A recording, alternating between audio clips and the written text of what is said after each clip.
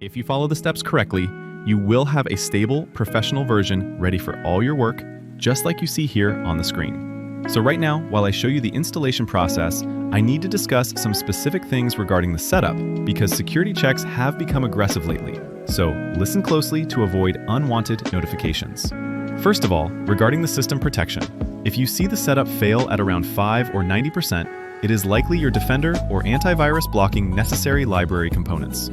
The software relies on these files to operate independently, so check your protection history and restore them. Otherwise, it won't open. Secondly, let's talk about the internet connection. There is a background process designed to scan for external validation, even after a successful install. If you leave your internet on and don't block the executable in your firewall, you might eventually get a pop-up locking you out.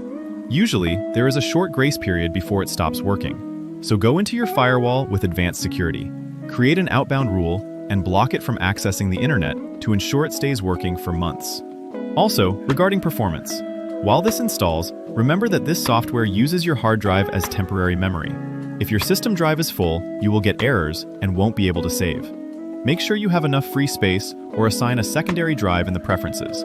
Regarding AI features and advanced tools, usually these require cloud processing, which won't work in offline mode unless a local library is included. So check the README file for extra packages. Finally, check your GPU drivers, as this software relies heavily on acceleration for rendering. If the screen flickers or lags, it is usually because your drivers need an update. So, to sum it up, as you can see, everything is running smooth and stable on my end. I have blocked it in the firewall and verified the drive space.